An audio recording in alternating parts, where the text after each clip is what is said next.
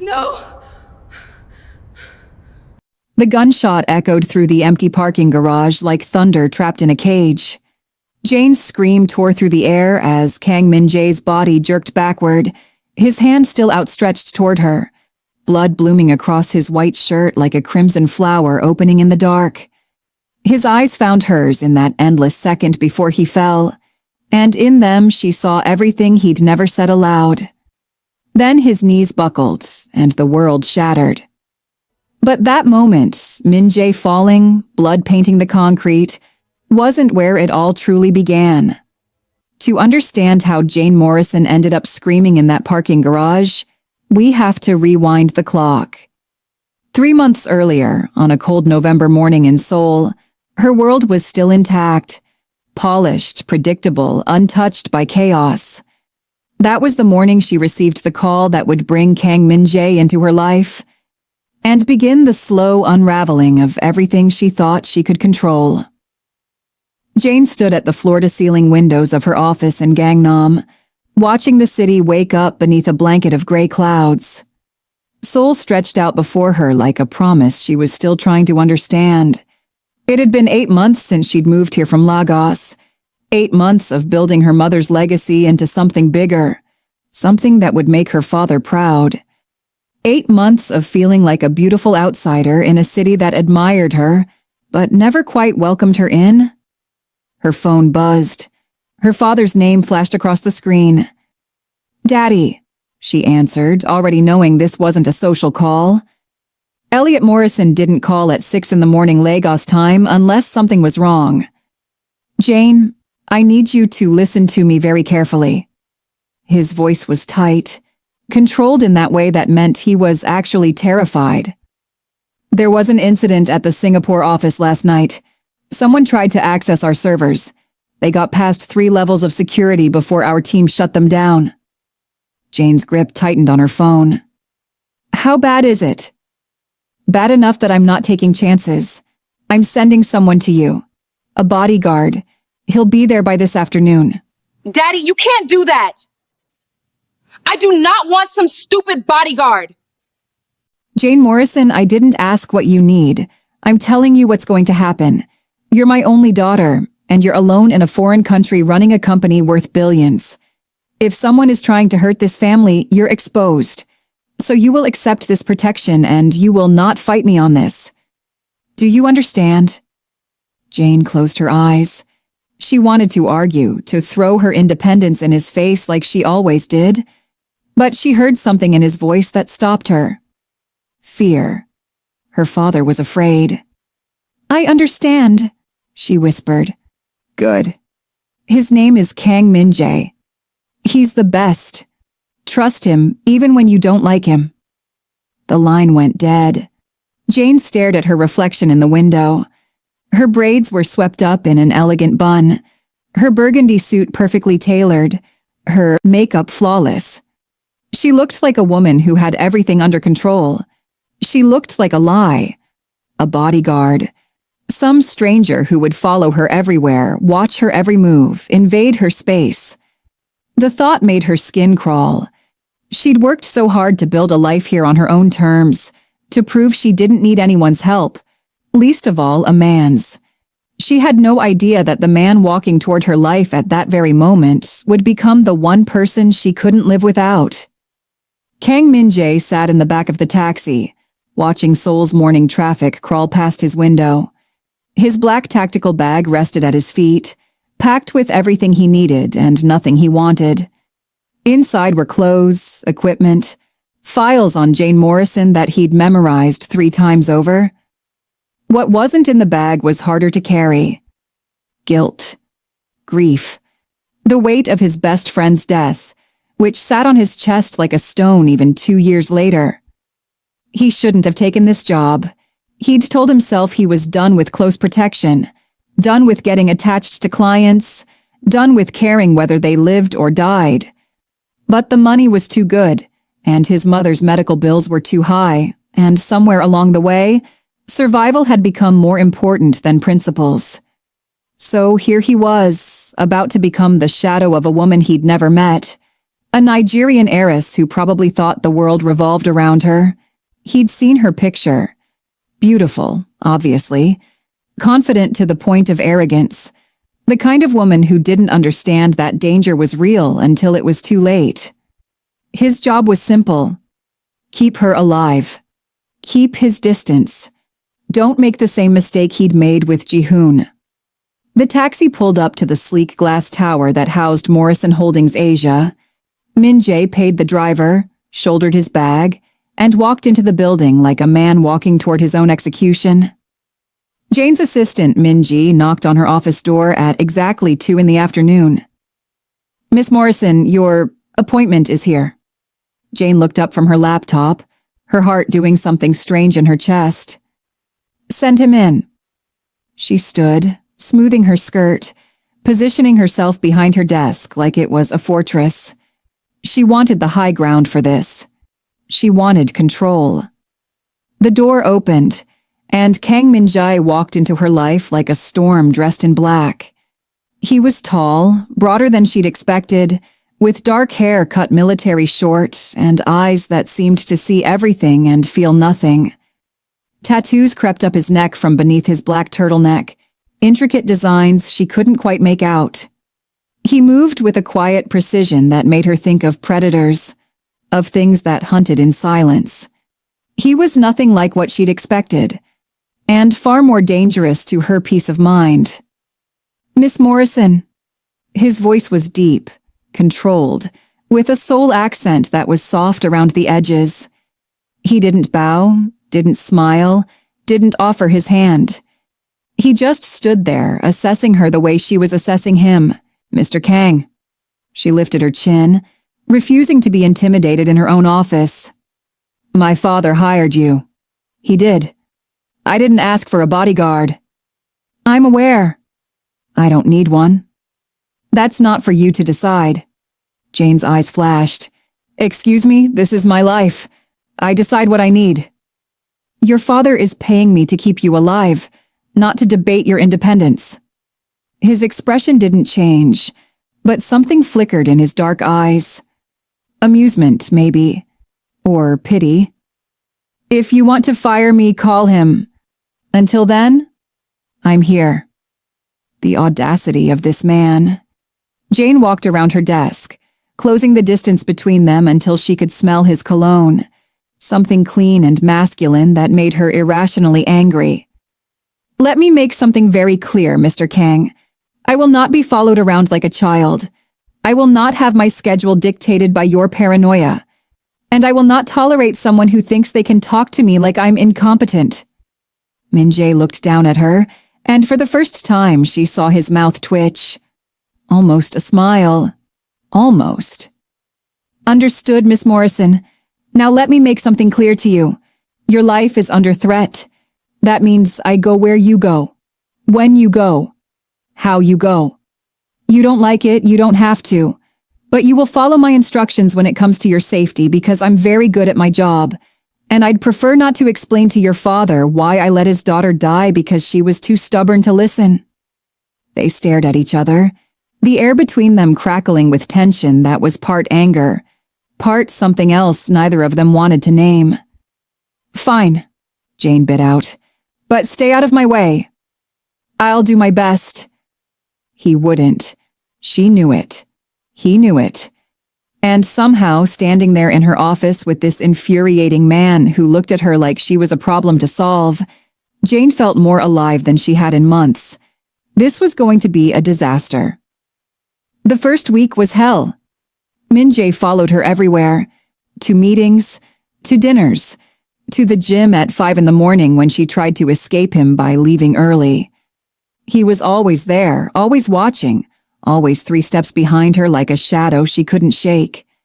He didn't talk unless necessary, didn't smile, didn't react when she snapped at him or deliberately tried to lose him in crowds. He just followed, silent and unmovable, and it drove her absolutely insane. "Does he ever blink?" her friend Soo-jin asked one evening at dinner, glancing at Min-jae where he sat at the bar, his back to the wall, his eyes scanning the restaurant like he expected an attack at any moment. "I don't think so," Jane muttered, stabbing her japchae with more force than necessary. "I think he's actually a robot. My father hired a very expensive, very attractive robot to ruin my life." "Attractive?" Sujin's eyebrows shot up. "So you've noticed." "I have eyes, Sujin. That doesn't mean I like him." But that was the problem, wasn't it?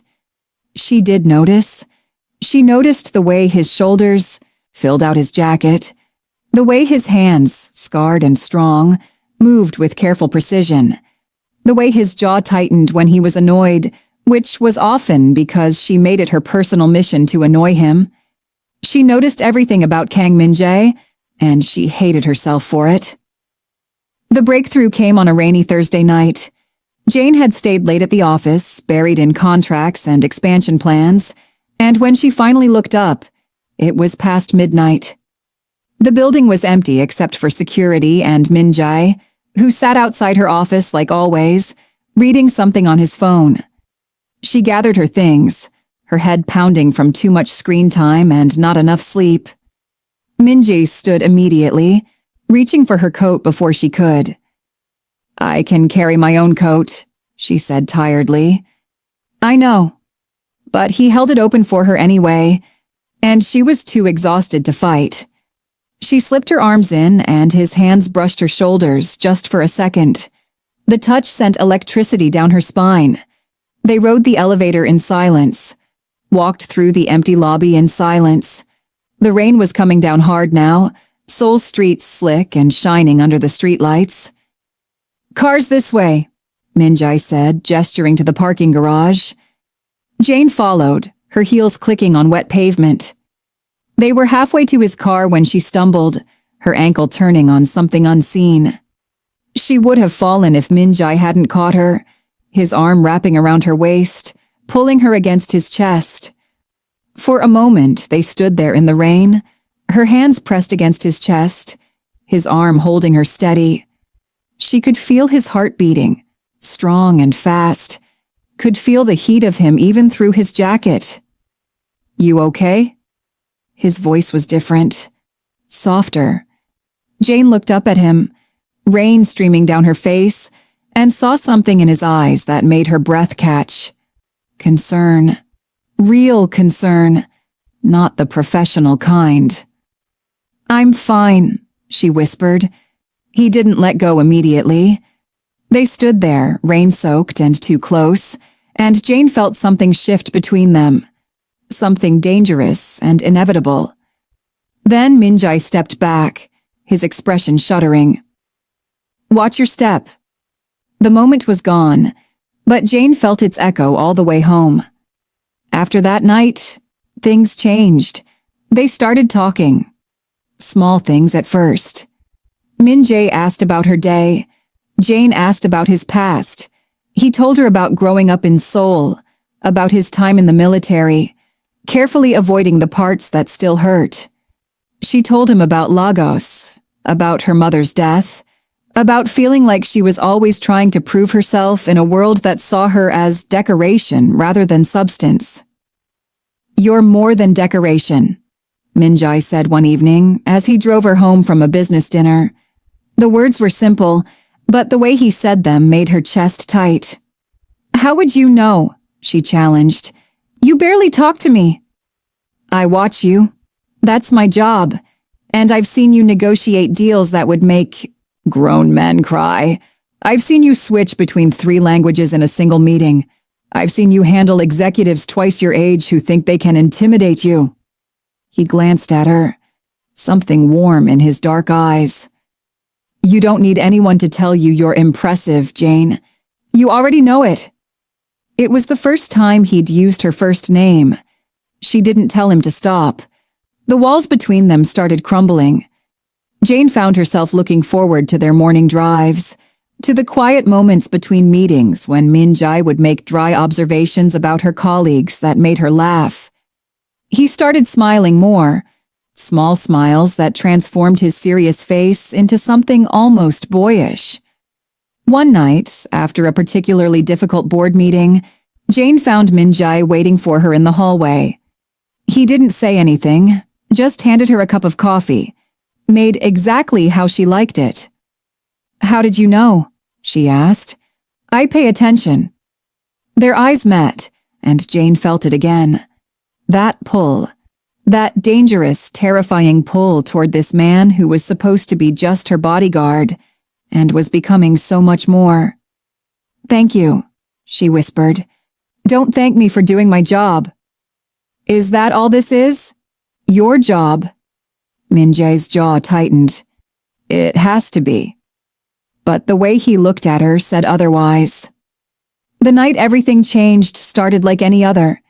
Jane had a charity gala to attend, one of those glittering soul affairs where Korea's elite mingled with foreign investors, everyone dressed in designer clothes and fake smiles. She wore a gold dress that hugged her curves, her braids styled in an elegant updo, her dark skin glowing against the silk. Min-jae, in a perfectly tailored black suit, looked like he'd stepped out of a fashion magazine or a dangerous dream.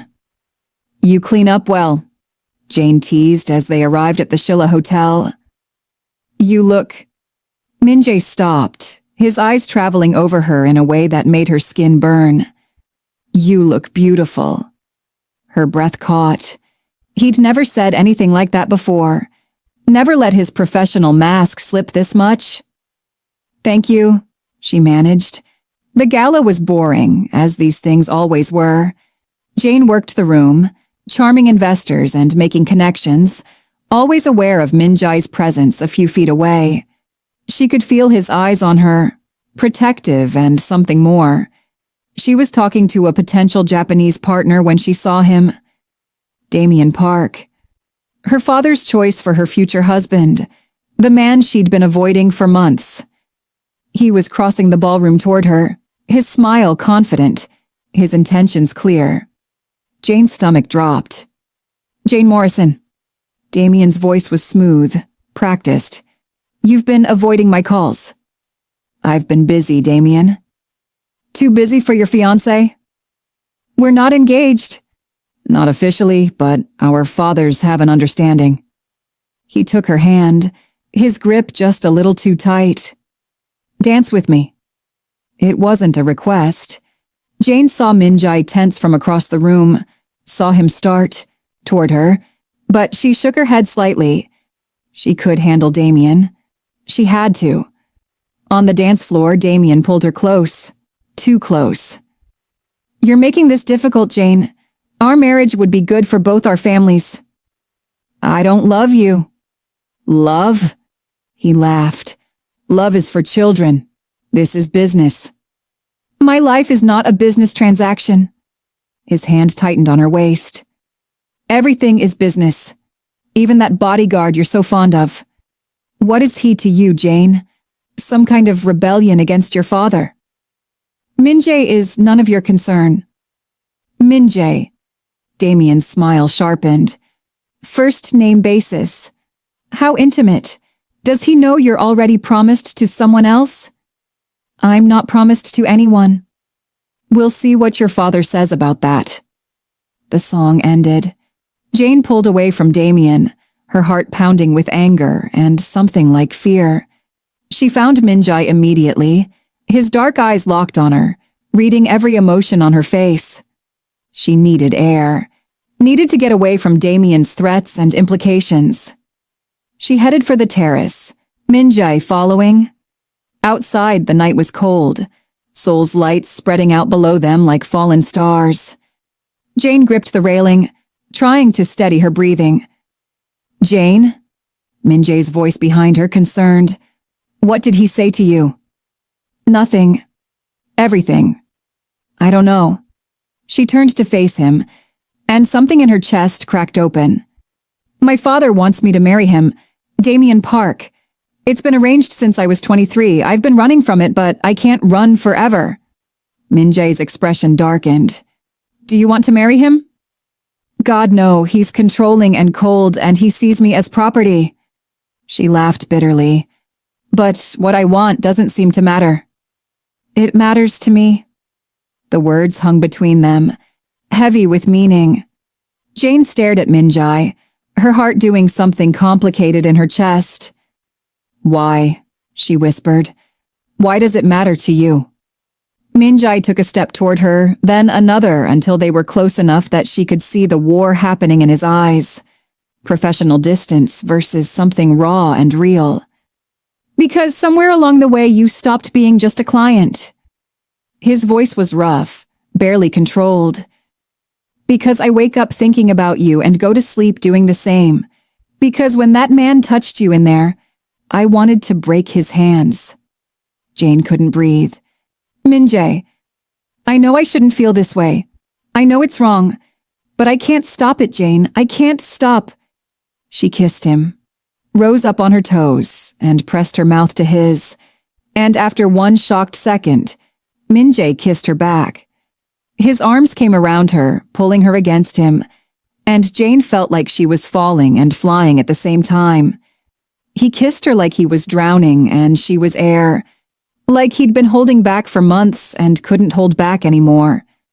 When they finally broke apart, both breathing hard, Jane saw everything she felt reflected in his eyes.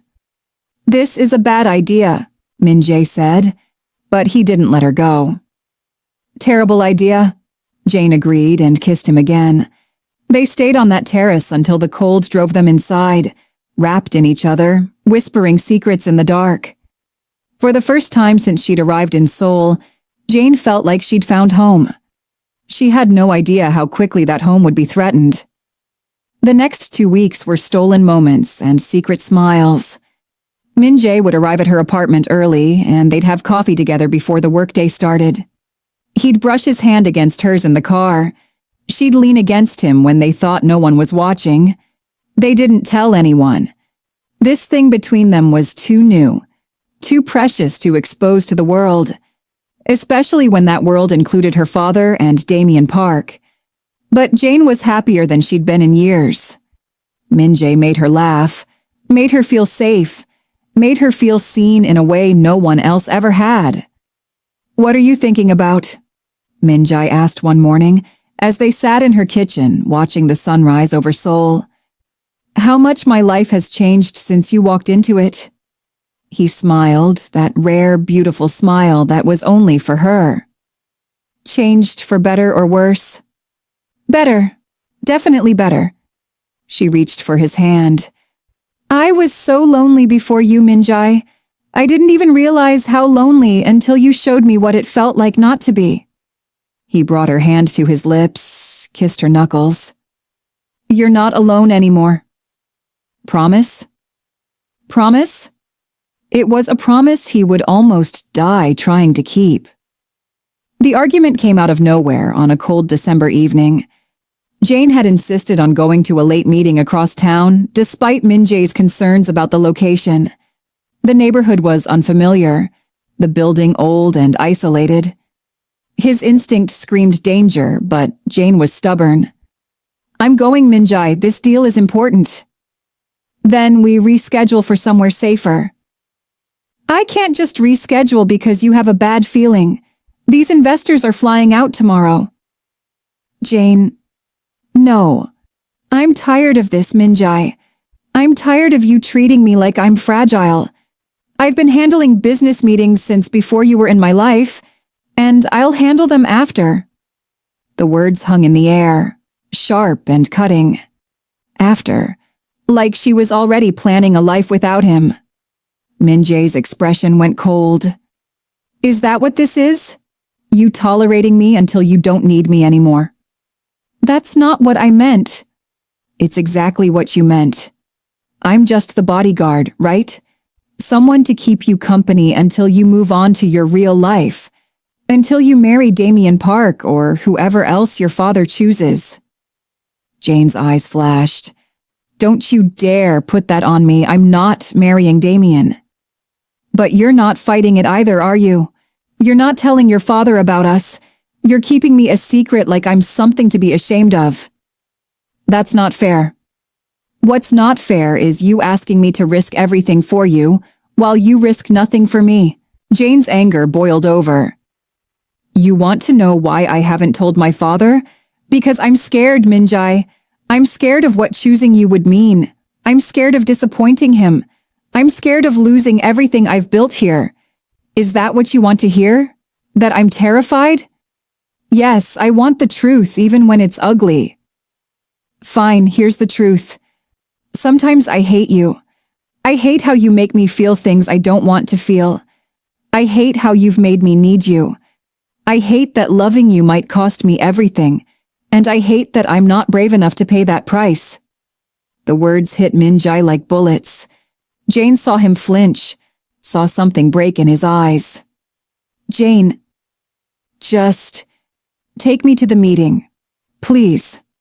They drove in terrible silence, Jane's words echoing between them. She didn't mean it. She didn't hate him. But she'd said it, and now it was out there, poison in the air they breathed. The meeting building loomed ahead, dark and unwelcoming. Minjai parked in the underground garage, and they got out, still not speaking. They were walking toward the elevator when Jane heard it. Footsteps. Too many footsteps coming too fast. Minjai heard it too. He moved in front of her instantly, his body becoming a shield. Get behind me. Now. 3 men emerged from the shadows, and Jane saw the gun in one man's hand, saw the cold intention in his eyes. Miss Morrison, the man said in accented English. You should have stayed in Lagos. Everything happened at once. Minjai pushed Jane toward the car, shouting for her to run. The gunshot exploded through the garage, and Minjai's body jerked backward, his hand still reaching for her, blood blooming across his chest. Jane screamed his name as he fell, screamed as someone grabbed her arm, screamed until the sound of sirens pierced the air and the men ran, leaving Minjai bleeding on the concrete and Jane's world shattering into pieces she didn't know how to put back together. She dropped to her knees beside him, her hands pressing against the wound, blood hot and slick between her fingers. Minjai, stay with me. Please stay with me. His eyes found hers, pain and love and something like peace in them. Worth it, he whispered. You were worth it. Then his eyes closed, and Jane Morrison learned what it meant to have her heart stop beating while her body kept living.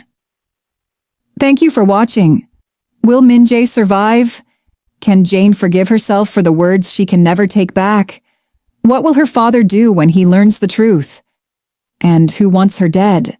Find out in episode 2, coming in 1 hour. If you're new here, we'd love to know you better, so leave us a comment and tell us where you're watching from. Who knows, our next story might come from your home country. If you enjoyed this video, take a moment to like, subscribe, and tap the notification bell so you don't miss what happens next. See you soon.